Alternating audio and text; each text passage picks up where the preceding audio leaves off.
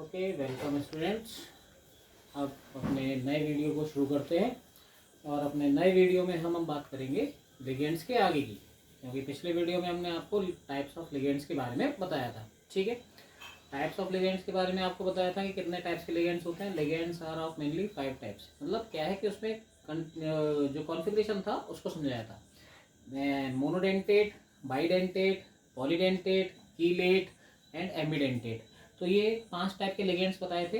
इनके बारे में ब्रीफली अगर जानकारी लेनी है, इनको विस्तार से देखना है तो पिछले वीडियो पर जाकर के आप देख सकते हो। ठीक है, अब बात करते हैं हम आगे के टॉपिक्स की। हम लोग बात कर रहे थे इम्पोर्टेंट टर्म्स की।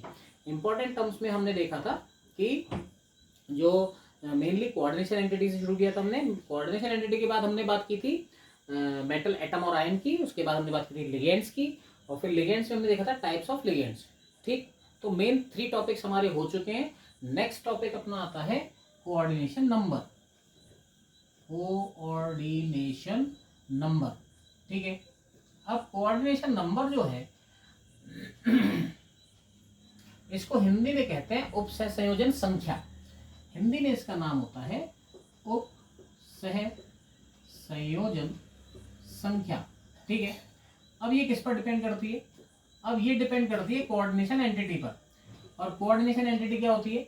कोऑर्डिनेशन एंटिटी होती है जो एक स्क्वायर ब्रैकेट में समान है। स्क्वायर ब्रैकेट में आपको बताया क्या क्या होता है कोऑर्डिनेशन एंटिटी। उसके लिए आपको पिछले वीडियोस देखने पड़ेंगे, वहां आपको क्लियर हो जाएगा कि कोऑर्डिनेशन एंटिटी क्या होती है। किसी भी स्क्वायर ब्रैकेट के अंदर जितना भी जो ग्रुप्स होते हैं उनको मिलाकर के हम कहते हैं कोऑर्डिनेशन एंटिटी। अब वहां पर मेनली 2 चीज होती हैं, सेंट्रल मेटल एटम आयन और लिगेंड्स। यानी वहां पर मेटल एटम या मेटल आयन जो है वो बॉन्डेड होता है लिगेंड से। अब वो लिगेंड्स वहां पर ज्वाइंट होते हैं। और लिगेंड्स के बारे में आपको बताया था, ligands are the molecules or ions which can donate electron pair. जिन पर इलेक्ट्रॉन पेयर होता है, जो इलेक्ट्रॉन पेयर दे सकते हैं, जिन पर एक एकाकी इलेक्ट्रॉन युग्म होता है, वो लिगेंड्स होते हैं। और उन लिगेंड्स के ग्रुप में एक एटम होता है जिस पर लोन पेयर होता है, जिस पर एकाकी युग्म होता है। और वो एकाकी युग्म जिस परमाणु पर होता है, जिस एटम पर होता है, उसको डोनर एटम कहते हैं। डोनर एटम के बेसिस पर लिगेंड्स के टाइप्स देखे थे। अब वो डोनर एटम जो है वो किससे बॉन्ड करता है? वो मेटल से बॉन्ड करता है। तो यहाँ पर जो कोऑर्डिनेशन नंबर होता है वो उस डोनर एटम के नंबर से ज्वाइंट होता है। कहने का मतलब ये है कि किसी भी लिगेंड में, किसी भी कोऑर्डिनेशन एंटिटी में कोई एक मेटल आयन या मेटल एटम जितने डोनर एटम से बॉन्डेड होगा, that number is known as coordination number. मतलब किसी भी कोऑर्डिनेशन एंटिटी में कोई मेटल एटम आयन लिगेंड के जितने डोनर एटम से बॉन्डेड है, mainly donor atom, number of ligands नहीं, नंबर ऑफ डोनर एटम्स। जैसे एग्जांपल से समझते हैं। एग्जांपल में जैसे हमने देखा, यहां पर हमारे पास एक एंटिटी है FeCN6 4 नेगेटिव। अब इसमें हमारे पास चार्ज का कोई काम नहीं है, हमारे पास काम है इस कोऑर्डिनेशन एंटिटी का। इस कोऑर्डिनेशन एंटिटी में मेटल कौन है? मेटल है Fe, और इससे कौन बॉन्डेड है? Cn। Cn में कितने Cn है? 6 Cn। और Cn जो है वो एक एम्बिडेंटेड लिगेंड है, जिसमें कार्बन भी लोन पेयर दे सकता है और नाइट्रोजन भी लोन पेयर दे सकता है। बट यहाँ पर Cn लिखा है, तो एम्बिडेंटेड लिगेंड में जो लिखा होगा वही डोनर एटम होगा। मतलब Cn लिखा है तो C डोनर एटम है। अगर Nc लिखा होता तो वहां पर नाइट्रोजन डोनर एटम होता। ठीक, यहाँ पर कार्बन डोनर एटम है, तो यहाँ पर कितने कार्बन बॉन्ड कर रहे हैं? यहाँ पर Fe से Cn का आगे होल 6 लगा है, मतलब 6 Cn है। तो यहाँ पर बॉन्ड कौन फॉर्म कर रहा है? बॉन्ड फॉर्म कर रहा है कार्बन। तो कितने कार्बन बॉन्डेड है? लिगेंड के 6 कार्बन, 6 लिगेंड्स हैं, उसके 6 कार्बन बॉन्ड कर रहे हैं। तो यहाँ कोऑर्डिनेशन नंबर कितना हो गया? 6 हो गया। फिर एग्जांपल देखो, फिर आता है PtCl4 2 नेगेटिव। अब ये है, यहाँ पर मेटल एटम आयन कौन है? मेटल आयन जो है प्लेटिनम है, और उससे कौन बॉन्डेड है? उससे केवल Cl है। यहाँ पर क्लोराइड आयन ही है, और कितने क्लोराइड्स हैं? 4। तो यहाँ पर कोऑर्डिनेशन नंबर क्या हो गया? 4 हो गया। इसी तरीके से CONS3 whole 3 H2O whole 2 Cl 2 positive. अब एक ये कोऑर्डिनेशन एंटिटी है। अब इस कोऑर्डिनेशन एंटिटी में आप देखो मेटल आयन कौन है? इसमें मेटल आयन है कोबाल्ट, अलग कर दो। बाकी सब क्या बचे? लिगेंड्स। कितने लिगेंड्स हैं? 3 लिगेंड्स, 2 लिगेंड्स, 1 लिगेंड्स। टोटल कितने हो गए? 6 लिगेंड्स हो गए। लिगेंड्स 6 हैं, लेकिन डोनर एटम कितने हैं इसमें? यहाँ देखो, यहाँ पर एक नाइट्रोजन बॉन्ड करेगा, तो टोटल अमोनिया कितनी है यहाँ पर 3, तो कितने नाइट्रोजन हुए 3 डोनर एटम हुए। इसमें 2 डोनर एटम है, इसमें 1, टोटल कितने हो गए 6 डोनर एटम। अब एक्चुअली क्या लग रहा है हमको, रिजेंबल क्या कर रहा है कि जितने लिगेंड्स होंगे उतने ही डोनर एटम होंगे, उतना ही नंबर कोऑर्डिनेशन नंबर हो जाएगा। लेकिन कहीं कहीं पर आपको ये बेवकूफ बना देता है। कैसे बना देता है, अब यहाँ पर दे दिया COEN होल ट्वाइस और C2O4, ठीक है।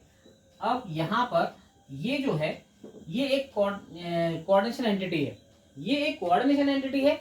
अब इस कोऑर्डिनेशन एंटिटी में आप बोलोगे, आपसे पूछा जाए कि कोऑर्डिनेशन नंबर क्या है, आप फट से बोलोगे यहाँ पर कितना है 6 लिखा था 6 हो गया, यहाँ क्या है 4 लिखा था 4 हो गया, यहाँ क्या 3 2 1 और एक 6 6 हो गया, यहाँ कितना हुआ 2 और 1 3 हो गया।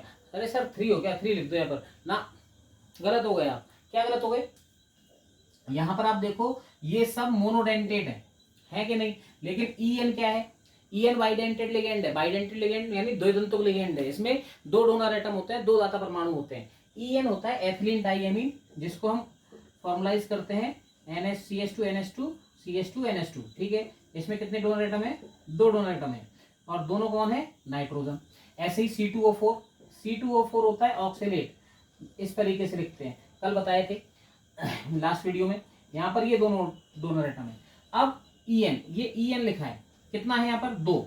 अब एक EN में कितने डोनर एटम है 2, तो 2 में कितने हो गए 2 2 4, और C2O4 कितने लिखे हैं 1 लिखा है, तो इसमें कितने डोनर एटम है 2, तो 4 + 2 कितने हो गए 6। तो यहाँ कोऑर्डिनेशन नंबर जो है वो क्या होगा हमारा, वो होगा 6, ठीक है। कहने का मतलब सीधा सा है, coordination number is defined as the number of donor atom bonded with metal ion और मेटल एटम या आयन से जितने भी डोनर एटम्स बॉन्ड करेंगे, वो डोनर एटम्स का नंबर जो है वो क्या होगा कोऑर्डिनेशन नंबर होगा। यानी किसी धातु परमाणु या आयन से बंध बनाने वाले दाता परमाणुओं की संख्या, लिगेंड के दाता परमाणुओं की संख्या क्या कहलाती है, उपसह संयोजन संख्या कहलाती है। यानी किसी भी कोऑर्डिनेशन एंटिटी में क्या कहते हैं समन्वय मंडल में, और कोऑर्डिनेशन एंटिटी को समन्वय मंडल कहते हैं। अब उस समन्वय मंडल में धातु होगी, धातु आयन होगा और लिगेंड होंगे। तो लिगेंड किसको कहते हैं, जिसके पास एक इलेक्ट्रॉनियम होता है देने के लिए, और जिस दाता परमाणु पर इलेक्ट्रॉनियम होता है वो बॉन्ड बनाता है धातु के साथ। अब यहाँ पर किसी भी धातु आयन के साथ दाता परमाणु जुड़े हुए दाता परमाणुओं की जो संख्या होती है वो क्या कहलाती है, उपसह संयोजन संख्या कहलाती है, ठीक है। इतनी बात क्लियर है। यहाँ पर आप देखो ये एक दंतुक लिगेंड है, इसमें एक दाता परमाणु उभय दंतुक लिगेंड है, लेकिन एक बार में एक ही दाता परमाणु बंध बनाता है। तो यहाँ पर 6 कार्बन बॉन्ड बना रहे तो 6 हो गई, यहाँ Cl4, यहाँ 3 अमोनिया 2 H2, ये तीनों एक दंतुक लिगेंड है, तो इनका एक एक नंबर काउंट होगा। ये द्विदंतुक है, ये बाइडेंटेट है, बाइडेंटेट में 2 डोनर एटम्स होते हैं, तो यहाँ पर 2 बाइडेंटेट लिगेंड है, तो डोनर एटम का नंबर हो गया 4, और C2O4 भी बाइडेंटेट लिगेंड है, तो डोनर एटम हो गए 2, 4 और 2 6। इस तरीके से हम क्या निकालते हैं, कोऑर्डिनेशन नंबर निकालते हैं, ठीक है। नेक्स्ट अपना आता है कोऑर्डिनेशन स्फीयर। नेक्स्ट अपना टॉपिक आता है इसमें कोऑर्डिनेशन स्फीयर। कोऑर्डिनेशन स्फीयर को कहते हैं समन्वय बहुफलक। अब इसका क्या मतलब है, समन्वय बहुफलक यानी कोऑर्डिनेशन स्फीयर का मतलब होता है कि जो ये कोऑर्डिनेट बनेगा, जो यहाँ पर ये एंटिटी है, जो समन्वय मंडल है, वो कौन सी आकृति कौन सी ज्योमेट्री शो करेगा। कोऑर्डिनेशन स्फीयर को कहते हैं समन्वय बहुफलक, यानी कितने फलक की आकृति वो बनाएगा, कितने हेड्रल की आकृति बनाएगा, ठीक है। इसका मतलब है कि यहाँ पर जो भी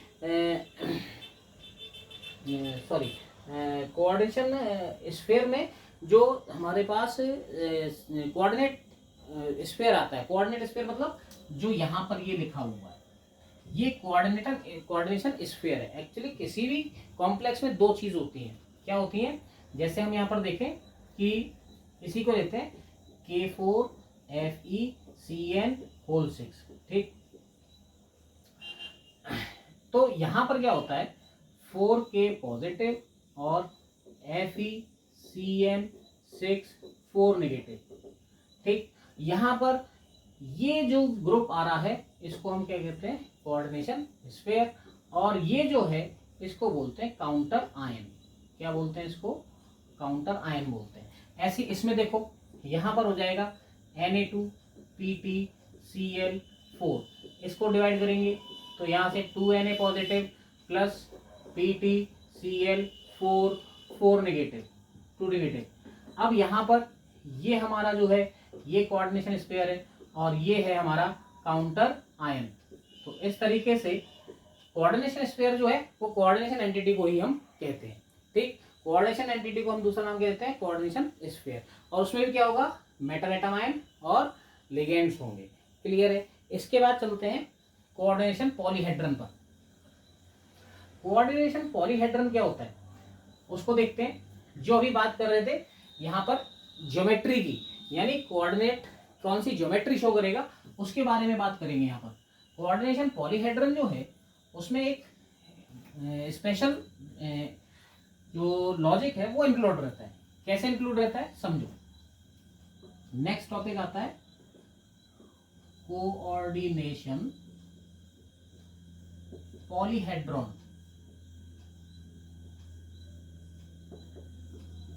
ये है समन्वय बहुफलक। वहां मैंने थोड़ा गलत लिख दिया था, एक्चुअली वो कंफ्यूजन हो गया था।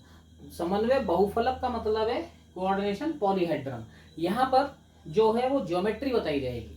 अब किसी भी कोऑर्डिनेशन एंटिटी में एक मेटल आयन होगा और उससे जुड़े हुए लिगेंड्स होंगे, तो वहां पर लिगेंड्स जो हैं वो मेटल आयन के चारों तरफ किस स्पेस में प्लेस्ड होंगे, किस स्थान पर रखे जाएंगे, और उस पर रखे जाने से कौन सी उसमें ज्योमेट्री बनेगी, आकृति बनेगी, उसकी एक्सप्लेनेशन यहाँ दी जाती है। अब यहाँ पर कोऑर्डिनेशन पॉलीहेड्रन में देखें तो वो डिपेंड करेगा नंबर ऑफ लिगेंड्स पे, नंबर ऑफ लिगेंड्स। ठीक है, और यहाँ पर नंबर ऑफ लिगेंड्स के बाद वो डिपेंड करेगा हाइब्रिडाइजेशन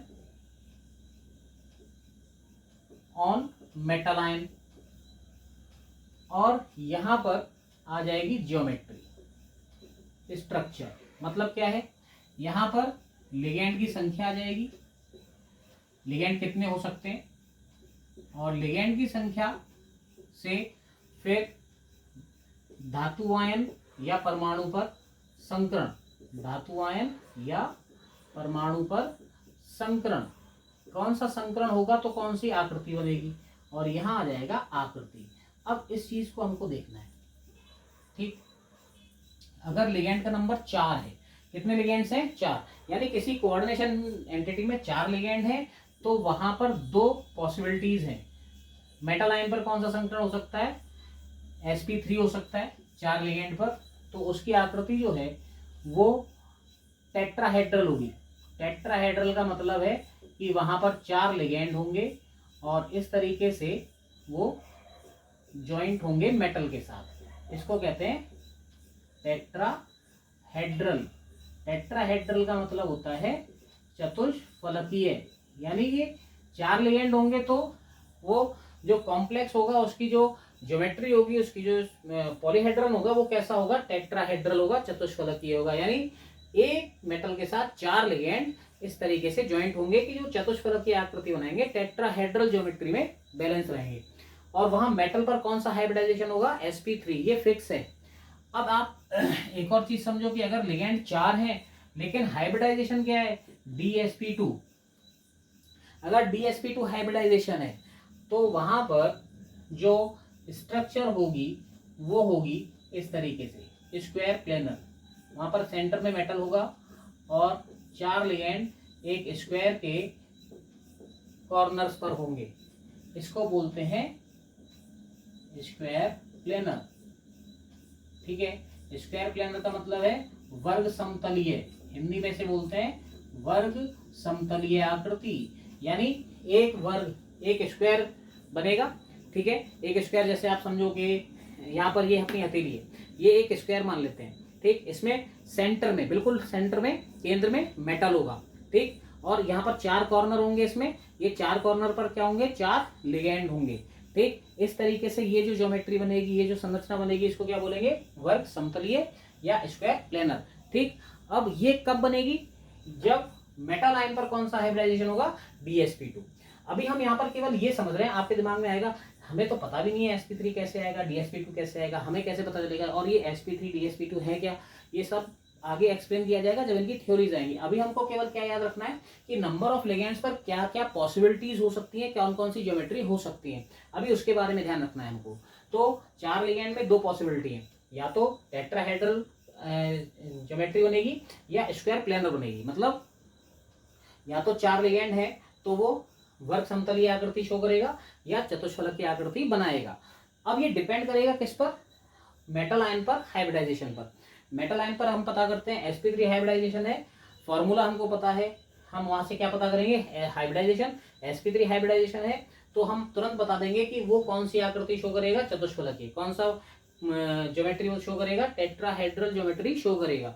इसी तरीके से DsP2 होने पर क्या शो करेगा, वर्ग समतलीय। ठीक है, अगर लिगेंड होते हैं 5 लिगेंड होने पर DsP3 हाइब्रिडाइजेशन होता है, और वहां पर जो स्ट्रक्चर होती है, ज्योमेट्री होती है, उसमें मेटल जो है वो एक प्लेन में 3 लिगेंड से सराउंडेड रहता है। यानी 3 लिगेंड तो एक समतल में होंगे। समतल का मतलब क्या है, जैसे आप समझो ये हथेली, अभी बताया, अब ये हथेली को ट्रायंगुलर मान लो इस तरीके से, ये ट्रायंगल बन गया। ठीक है, सेंटर में मेटल है, 1 2 3, ये 3 लिगेंड जो हैं वो एक ट्रायंगल में बने हुए हैं। और कितने बचे, 5 लिगेंड है तो 2 कहाँ है, एक परपेंडिकुलर अपसाइड और एक परपेंडिकुलर डाउनसाइड। तो यहां पर ये बनती है triangular bipyramidal, triangular bipyramidal. Triangular bipyramidal का मतलब है त्रिभुजीय द्विपिरामिडी, त्रिभुजीय द्विपिरामिडी। ठीक है, अब ये आकृति कब बनेगी, जब कितने लिगेंड होंगे, 5 होंगे, और वहां पर हाइब्रिडाइजेशन क्या होगा, DsP3। नेक्स्ट है अपना लिगेंड नंबर 6, मिनिमम 4 मैक्सिमम 6 तक हम पहुंचते हैं, इतने में ही हमारा सारा कवर होता है। अब यहां पर जो है 2 हाइब्रिडाइजेशन हो सकते हैं, D2sp3 और sp3d2, ये 2 हाइब्रिडाइजेशन है। ठीक है, 2 हाइब्रिडाइजेशन में यहाँ पर जो स्ट्रक्चर होती है वो होती है ऑक्टाहेड्रल। ऑक्टाहेड्रल में क्या होगा, ऑक्टाहेड्रल में जो ऑक्टाहेड्रल का मतलब है अष्टफलकीय, यानी वहां पर 8 फेसेस होंगे। कैसे होंगे कि एक प्लेन में 4 लिगेंड एक स्क्वायर के कॉर्नर पर प्रेजेंट रहेंगे, इस तरीके से 4 लिगेंड ये हुए। अब 6 लिगेंड यहाँ टोटल है, जिसमें से 2 ligand perpendicular upside, perpendicular down side. मतलब क्या है, जैसे फिर अभी देखो कि हमारे पास ये एक प्लेन में स्क्वायर है। ठीक, तो स्क्वायर में सेंटर में क्या होगा, मेटल होगा, चारों लिगेंड 4 कॉर्नर्स पर होंगे। अब कितने लिगेंड बचे, 6 में से 2 बचे, एक परपेंडिकुलर ऊपर से मेटल के ऊपर और एक परपेंडिकुलर मेटल के नीचे, टोटल 6 हो गए। अब ऊपर वाले लिगेंड से, अब इस प्लेन में यहाँ स्क्वायर मान रखा है जिसमें 4 कॉर्नर पर 4 लिगेंड है, उस प्लेन में कितने ऊपर वाले लिगेंड से चारों पर लाइन ड्रॉ करते हैं। चारों पर लाइन ड्रॉ करेंगे तो एक तंबू जैसा बनेगा, एक पिरामिड जैसी स्ट्रक्चर बनेगी, जिसके कितने फेस होंगे, 1 2 3 4, 4 फेस ऊपर से, 4 फेस नीचे से, कितने हो गए टोटल, 8 फेसेस हो गए। 8 फेसेस हो गए तो इसकी जो स्ट्रक्चर का नाम होगा वो बनेगा ऑक्टाहेड्रल। क्या नाम बना, octahedral.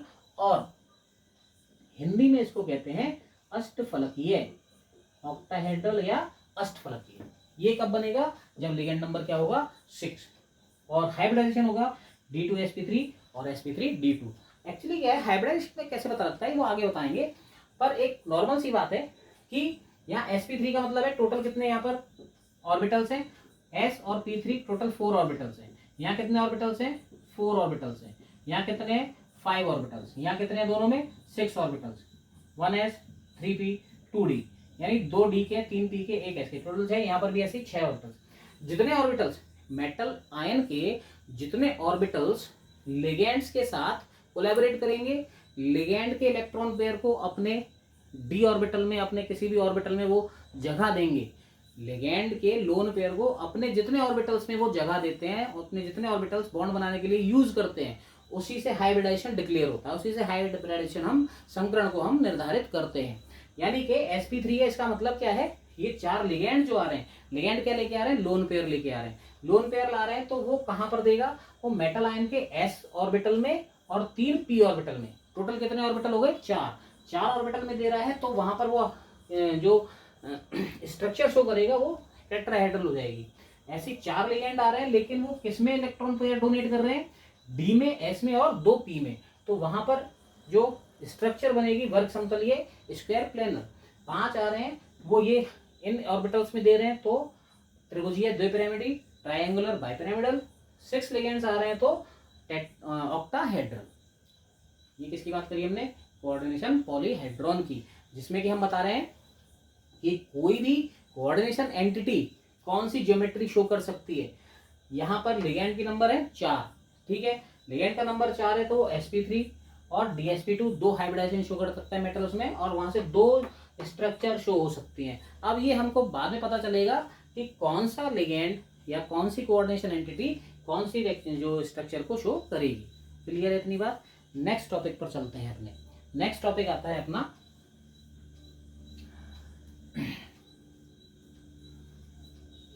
Types of coordination compounds. Types of coordination compounds का मतलब है कि कोऑर्डिनेशन कंपाउंड्स जो कोऑर्डिनेशन एंटिटीज होती हैं उनके बेसिस पर कोऑर्डिनेशन कंपाउंड्स कितने टाइप के होते हैं। ठीक है, यहाँ पर आते हैं 2 टाइप के कोऑर्डिनेशन कंपाउंड्स। एक होते हैं होमोलैप्टिक कॉम्प्लेक्स। होमोलैप्टिक कॉम्प्लेक्स को हिंदी में होमोलैप्टिक ही कहते हैं।